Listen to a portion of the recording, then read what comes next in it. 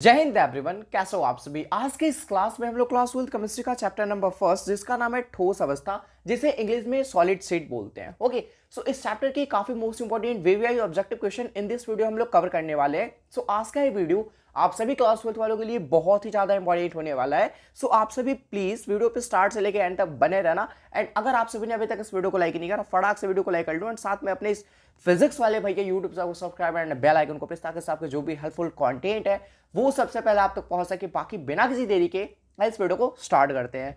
तो दोस्तों, सबसे पहला जो क्वेश्चन है आप सभी के सामने कि निम्नलिखित में कौन बेरवादार ठोस कौन सा है। ओके, यानी कि अकॉर्डिंग टू ऑप्शन आप सभी को बताना है कि निम्नलिखित में कौन आपका बेरवादार ठोस का उदाहरण है। ओके, आप सभी के सामने ऑप्शन है हीरा, ग्रेफाइट, सामान्य लवण या फिर ग्लास। तो इसका जो राइट आंसर हो जाएगा ऑप्शन नंबर ए कि जो आपका हीरा है, जो आपका डायमंड है, ठीक है, वो बेरवादार ठोस का उदाहरण होता है। ओके, तो ऑप्शन नंबर ए आप सभी के सामने बिल्कुल ही सही हो जाएगा। नेक्स्ट क्वेश्चन है सेकंड नंबर की घनाकार क्रिस्टल में ब्रेवस जालकों की जो संख्या होती है वो कितनी होती है। ओके, 3 होती है या फिर 1 होती है या फिर 4 होती है या फिर 14 होती है। तो इसका जो राइट आंसर हो जाएगा ऑप्शन नंबर ए, यानी कि घनाकार क्रिस्टल में ब्रेवस जालकों की जो संख्या होती है वो होती है 3। ओके जी, चलो जी।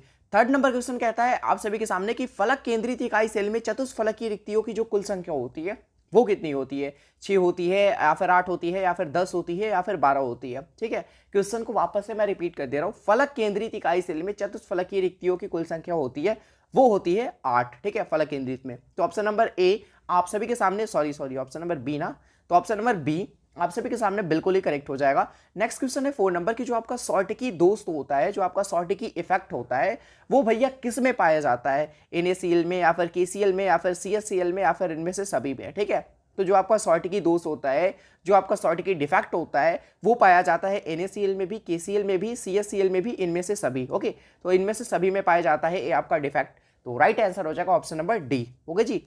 नेक्स्ट क्वेश्चन है 5th नंबर कि सोलर सेल में उपयोग किए जाने वाला जो पदार्थ होता है वो आपका होता है सिलिकॉन। तो ऑप्शन नंबर बी आप सभी के सामने बिल्कुल ही करेक्ट हो जाएगा। नेक्स्ट क्वेश्चन है 6 नंबर की सहसंयोजक ठोस, जिसे इंग्लिश में हम लोग कोवेलेंट सॉलिड बोलते हैं। ओके, तो कौन सा है। ठीक है, रॉक साल्ट है या फिर बर्फ है या फिर क्वार्ट्ज है या फिर शुष्क बर्फ है। ठीक है, तो इसका जो राइट आंसर हो जाएगा आप सभी के सामने ऑप्शन नंबर सी, जो कि आपका क्वार्ट्ज। ठीक है, जो आपका क्वार्ट्ज होता है वो आपका कोवेलेंट ठोस होता है, कोवेलेंट सॉलिड होता है। ओके, तो ऑप्शन नंबर सी आप सभी के सामने 100% करेक्ट हो जाने वाला है। नेक्स्ट क्वेश्चन है 7 नंबर जी की जो आपका आयोडीन होता है, ठीक है, वो कौन सा ठोस होता है, किस तरह का ठोस होता है। आयनिक ठोस होता है या फिर परमाणविक ठोस होता है या फिर आणविक ठोस होता है या फिर सहसंयोजक ठोस होता है। जो आपका आयोडीन होता है ना वो आपका भैया आणविक ठोस होता है। ठीक है, तो ऑप्शन नंबर सी आप सभी के सामने बिल्कुल ही सही हो जाएगा। नेक्स्ट क्वेश्चन है 8 नंबर उष्मा और विद्युत का सबसे अच्छा चालक कौन सा है। एंथ्रासाइट, कोक, हीरा, ग्रेफाइट या फिर चारकोल। तो इसका जो राइट आंसर हो जाएगा उष्मा और विद्युत का सबसे अच्छा जो चालक है वो आपका होता है ग्रेफाइट। ओके, इस क्वेश्चन का क्या मतलब हुआ। ग्रेफाइट से अगर भैया मैं धारा को प्रवाह कराऊंगा, अगर मैं करंट का फ्लो करता हूं इस ग्रेफाइट को लेके, तो भैया करंट का जो फ्लो है वो काफी अच्छी तरीके से होगी। तो उष्मा और विद्युत का सबसे अच्छा चालक माना जाता है ग्रेफाइट को। ओके, तो सी वाला ऑप्शन आप सभी के सामने बिल्कुल ही करेक्ट हो जाएगा। नेक्स्ट क्वेश्चन है 9 नंबर कि अनुचुंबकीय यौगिक जो आपका पैरामैग्नेटिक कंपाउंड होता है, इसमें जो इलेक्ट्रॉन होते हैं वो क्या करते हैं, एक दूसरे से साझा करते हैं। ठीक है, या फिर अयुग्मित होते हैं या फिर युग्मित होते हैं।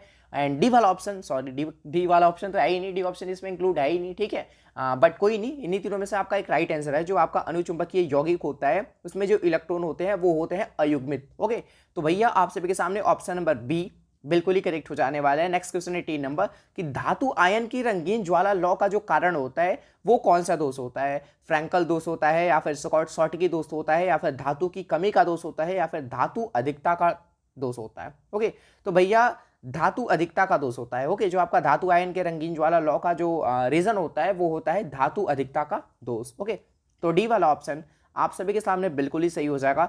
नेक्स्ट क्वेश्चन है 11 नंबर ग्रेफाइट क्या है। अभी मैंने ग्रेफाइट के बारे में बताया। जो आपका ग्रेफाइट होता है वो विद्युत का काफी अच्छा चालक होता है। ओके, इनसे होके हम लोग धारा का प्रवाह बहुत अच्छी तरीके से कर सकते हैं, आसानी तरीके से। ओके जी, तो वही पूछ रहा है कि जो आपका ग्रेफाइट होता है वो कौन सा ठोस होता है, आणविक ठोस होता है या फिर सहसंयोजक ठोस होता है या फिर आयनिक ठोस होता है या फिर धात्विक ठोस होता है। तो इसका जो राइट आंसर हो जाएगा वो हो जाएगा सहसंयोजक ठोस। और जो सहसंयोजक ठोस के जो मॉलिक्यूल्स होते हैं, जो अणु होते हैं ना, वो आपस में इतनी मजबूती तरीके से बने होते हैं कि भैया उन्हें तोड़ पाना काफी मुश्किल होता है। ओके, और भैया जो आपका सहसंयोजक ठोस है, इसका एग्जाम्पल एक मैं आपको बता रहा हूँ, इसका एग्जाम्पल हीरा भी हो सकता है। क्या हो सकता है? हीरा भी हो सकता है। ओके, हो सकता है क्या, होता ही है। ओके, 12 नंबर क्वेश्चन क्या कहता है कि किस यूनिट सेल में परमाणुओं की जो संख्या होती है वो सबसे ज्यादा अधिक होती है? एफसीसी में। किसमें जी? एफसीसी में, याद रखना, सी वाला ऑप्शन सही हो जाएगा। 13 नंबर क्वेश्चन क्या कहता है कि फ्रैंकल तथा शॉर्टकी दोनों दोष होते हैं, किसमें पाए जाते हैं?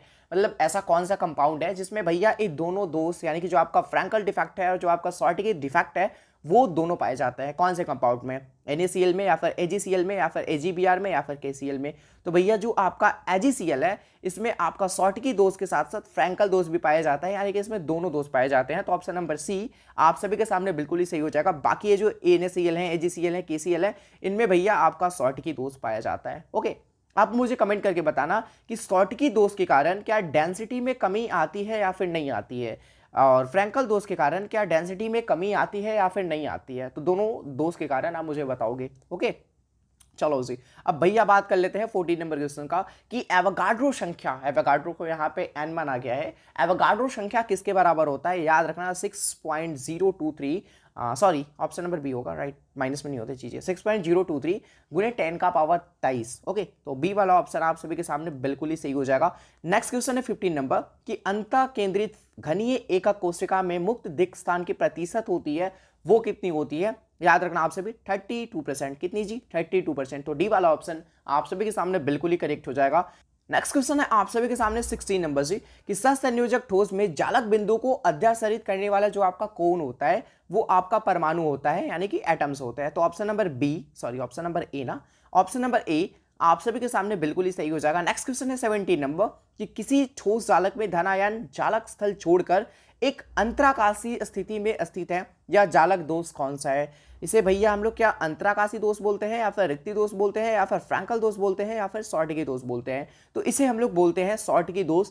इसमें आपका कोई भी धनायन जालक को छोड़ के एक अंतराकाशीय स्थान में स्थित रहता है, और ये जो डिफेक्ट होता है वो आपका फ्रैंकल डिफेक्ट कहलाता है, यानी कि फ्रैंकल दोष कहलाता है। ओके, 18 नंबर क्वेश्चन क्या कहता है कि विभिन्न प्रकार के क्रिस्टलों में जालक व्यवस्था की जो कुल संख्या होती है वो कितनी होती है? वो होती है 14। कितनी होती है जी? 14। डी वाला ऑप्शन सही होगा। ओके, नेक्स्ट क्वेश्चन है 19 नंबर, क्रिस्टल चालक में प्रति परमाणु अष्टफलकीय रिक्तियों की जो संख्या होती है वो कितनी होती है? 1 2 4 8। ओके, तो इसका जो राइट आंसर हो जाएगा ऑप्शन नंबर बी, यानी कि 2 होती है। ठीक है जी, तो बी वाला ऑप्शन सही हो जाएगा। नेक्स्ट क्वेश्चन है 20 नंबर की फ्रैंकल दोष किस में पाया जाता है? बहुत अच्छा क्वेश्चन कि जो आपका फ्रैंकल दोष होता है वो किस में पाया जाता है? सोडियम क्लोराइड में, ग्रेफाइट में, हीरा में, या फिर सिल्वर ब्रोमाइड में? तो जो आपका फ्रैंकल दोष होता है वो पाया जाता है सिल्वर ब्रोमाइड में, यानी कि AgBr में। ओके, और सिल्वर क्लोराइड में पाया जाता है आपका शॉर्टकी दोष, याद रखना। चलो जी, 21 नंबर क्वेश्चन क्या कहता है कि निम्नलिखित में कौन अक्रिस्टलीय ठोस पदार्थ है? अक्रिस्टलीय ठोस पदार्थ कौन सा है? हीरा है, ग्रेफाइट है, कांच है, या फिर साधारण नमक है? तो इसका जो राइट आंसर हो जाएगा ऑप्शन नंबर सी की जो आपका कांच है वो आपका एक अक्रिस्टलीय ठोस पदार्थ होता है। तो ऑप्शन नंबर सी आप सभी के सामने बिल्कुल ही सही हो जाएगा। एक डिफरेंस होती है क्रिस्टलीय और अक्रिस्टलीय पदार्थ में, जिससे तुम पता लगा सकते हो कि अक्रिस्टलीय ठोस पदार्थ है या फिर नहीं है। जैसे कि तुम क्या कर सकते हो कि जो आपका कांच होता है, जैसे मान लो हमारे पास कांच है, मान लो एक गोल, ठीक है, मैं मानता हूं कि हमारे पास एक सर्कल टाइप का एक मेरे पास कांच अवेलेबल है, और इसे मैं क्रैक करता हूं, तोड़ता हूं, ठीक है, मैं इसे तोड़ सकता हूँ एक किल के सहारे, मैं किल को टपका दूं इसके ऊपर, इसको जमीन पे रख के, ठीक है, या फिर मैं मुक्का से मारूं, या फिर मतलब कुछ भी करके इसे मैं क्रैक करता हूँ। तो क्या मतलब ऐसा हो सकता है कि ये भैया बराबर बराबर पार्ट में कटे? कोई और चीज होती तो मैं मान भी सकता था, बट कांच क्या ऐसा होता है कि भैया कांच गिर जाता है, फूटता है तो बराबर बराबर चीजों में इस तरीके से बट जाती है? हाँ भैया, एक पार्ट अलग, मतलब वापस से मैं उसे जोड़ सकता हूँ क्या? नहीं जोड़ सकता। ठीक है, जोड़ने की तो बात अलग है। आप मुझे बताओ कि क्या ये बराबर बराबर पार्ट में टूटते हैं या फिर बट जाते हैं टूटने के बाद? नहीं ना। तो एक डिफरेंस ये भी होता है कि इनकी जो निश्चित ज्यामिति आकृति होती है वो सेम नहीं होती है अक्रिस्टलीय ठोस पदार्थ की। बाकी बेसिकली अंतर तो बहुत सारे होते हैं, ठीक है, क्रिस्टलीय और अक्रिस्टलीय में। ओके जी, 22 नंबर क्वेश्चन क्या कहता है कि बीसीसी जालक एकक कोशिका में रिक्त स्थान कितनी होती है? 32%। ओके, तो डी वाला ऑप्शन आप सभी के सामने बिल्कुल ही सही हो जाएगा। नेक्स्ट क्वेश्चन है 23 नंबर कि हीरा के एक यूनिट सेल में कार्बन परमाणुओं की जो संख्या होती है वो कितनी होती है? 6148। इसका जवाब आप सभी मुझे कमेंट करके बताओगे, बिकॉज क्या एज अ होमवर्क के तौर पे प्रश्न रख लो, ठीक है, होमवर्क के तौर पे मैं एक प्रश्न आप सभी को प्रोवाइड कर रहा हूँ, इसका जवाब मुझे कमेंट में आने चाहिए। ओके, 24 नंबर क्वेश्चन क्या कहता है कि ठोस क्षारीय धातु के हैलाइड का रंगीन दिखने का जो कारण होता है वो कौन सा दोष होता है? शॉर्टकी दोष होता है, या फिर फ्रैंकल दोष होता है, या फिर एफ केंद्र दोष होता है, या फिर अंतराकाशीय स्थल दोष होता है? तो इसका जो राइट आंसर हो जाएगा ऑप्शन नंबर सी, यानी कि एफ सेंटर दोष के कारण, कि जो आपका ठोस क्षारीय धातु के जो हैलाइड है वो आपको रंगीन दिखते हैं। तो ऑप्शन नंबर सी आप सभी के सामने बिल्कुल ही सही हो जाएगा। नेक्स्ट क्वेश्चन है 26 नंबर की फेरोमैग्नेटिक कौन सा है? Ni निकेल, CO, CrO3, इनमें से सभी। तो इसका जो राइट आंसर हो जाएगा डी वाला ऑप्शन, ठीक है, यानी कि इनमें से सभी ये जो भी आपको दिख रहा है ना वो सारे के सारे आपके फेरोमैग्नेटिक है। 26 नंबर क्वेश्चन, सोडियम क्लोराइड की जो संरचना होती है वो कैसी होती है, इसकी जो स्ट्रक्चर होती है वो कैसी होती है? तो याद रखना फलक केंद्रित घनीय जालक, ठीक है, फेस सेंटर्ड क्यूबिक। तो ऑप्शन नंबर बी आप सभी के सामने बिल्कुल ही सही हो जाएगा। और आज की इस क्लास में 26 ही क्वेश्चन थे, ठीक है, बट कोई नहीं, चैप्टर नंबर फर्स्ट था, बाकी धीरे धीरे चीज़ों को हम लोग और समझने की कोशिश करेंगे। बाकी केमिस्ट्री का आपका सीरीज जो है वो स्टार्ट हो रखा है। चैप्टर 1 आज क्लियर हो गया, चैप्टर 2 नेक्स्ट वीडियो में क्लियर हो जाएगा। इसी तरीके से आपका फिजिकल, ऑर्गेनिक, इनऑर्गेनिक सारे कंप्लीट हो जाएंगे। ओके, तो फिजिक्स वाले भैया यूट्यूब चैनल को जितना जल्दी हो सके आप सभी सब्सक्राइब करो एंड सपोर्ट करो। I need your support. बाकी हमारी जो टारगेट है आप सभी को टॉपर बनाना, आप सभी को बहुत आगे लेके जाना, आप सभी में वो ग्रोथ देखना। ओके, एंड मेन जो टारगेट है हमारा, जो मेन इंटेंशन है कि भैया बिहार को चेंज करना है एजुकेशन सिस्टम के तहत, ठीक है। वैसे बिहार में बहुत सारी प्रॉब्लम है भाई, एजुकेशन सिस्टम के तहत भी हम लोग काफी हद तक बिहार के जो प्रॉब्लम है ना उसको सही कर सकते हैं, राइट। अरे जो हम लोग सुन के तंग आ चुके हैं ना भैया, बिहार पिछड़ा पिछड़ा पिछड़ा जाता है, पिछड़ा राज्य है, ठीक है। तो भैया देखो, वैसे तो गर्व होती है भाई हमें कि हाँ हम ऐसे पावन स्थल पे पैदा हुए हैं, ऐसे पवित्र स्थल पे पैदा हुए हैं जहाँ पे मतलब भाई बिहार की जो महिमा है ना वो खत्म ही नहीं होगी। मैं कितना भी बखान कर लूँ वो खत्म होगी ही नहीं होगी, ठीक है। बाकी लोगों के मन में जो भ्रम है ना कि अरे यार बिहार गरीब है, बिहार में ये नहीं होती, बिहार के लोग अशिक्षित होते हैं, बिहार में बिहार का एजुकेशन सिस्टम खत्म है, ठीक है। और भी बहुत सारी चीज़ें बोली जाती है, बिहार में अशिक्षा है और भी तरह तरह की बातें बोली जाती है हमारे इस बिहार के बारे में, ठीक है। और ऐसा हमें फील कराया जाता है कि भैया तुम बिहार में पैदा हुए हो ना मतलब पाप है, ठीक है, बिहार में पैदा होना पाप है। तो भैया वही चीज़ है, बिहार को सही करना है, एजुकेशन सिस्टम को भी सही करना है, पॉलिटिकल जो भी चीज़ें होती है उन्हें भी कोशिश करना है सही करने की, ठीक है। एंड धीरे धीरे ऐसा कर देना ना कि भाई तुम बिहार को गर्व से बोल सको, अभी भी गर्व के साथ हम लोग बोल सकते हैं, बट उन जो लोगों के दिल में बैठ रखा है ना कि बिहारी बिहारी बिहारी, उसे बस मिटाना भाई, उसे बस दूर करना है, समझ रहे हो। और हम लोग को भी बिहार को टॉप पे लेके जाना है, हर एक जगह बिहार को रिप्रेजेंट करना है भाई, ठीक है। तो करना तो पड़ेगा भाई, मेहनत तो करनी पड़ेगी बहुत कुछ, ठीक है। तो आई नीड योर सपोर्ट। बाकी मैं पूरी कोशिश कर रहा हूँ एजुकेशन सिस्टम के तहत इस बिहार को बदलने की। Alright, so thank you so much आप सभी को यहाँ तक आने के लिए। एंड वीडियो को लाइक नहीं करा, प्लीज़ वीडियो को लाइक कर देना, तो जितना ज़्यादा हो सके दोस्तों को शेयर करो। एंड फिजिक्स वाले भैया यूट्यूब चैनल के बारे में बताओ, यहाँ पे क्या आप सभी को कंटेंट किस तरीके के कंटेंट प्रोवाइड कराए जाते हैं, एंड भैया उन्हें भी बोलो सपोर्ट करने, ओके। एंड चाहे वो सब्सक्राइब कर देना आप सभी, एंड बेल आइकन को प्रेस, ताकि सबके जो भी हेल्पफुल कंटेंट है वो सबसे पहले आप तक पहुँच सके। बाकी आज के लिए इतना रहने देते हैं, जल्दी मिलते हैं हम लोग नेक्स्ट वीडियो में। तब तक के लिए आप सभी को be positive and keep doing, wish all the very best. Thank you so much आप सभी को, एंड लव यू बच्चों।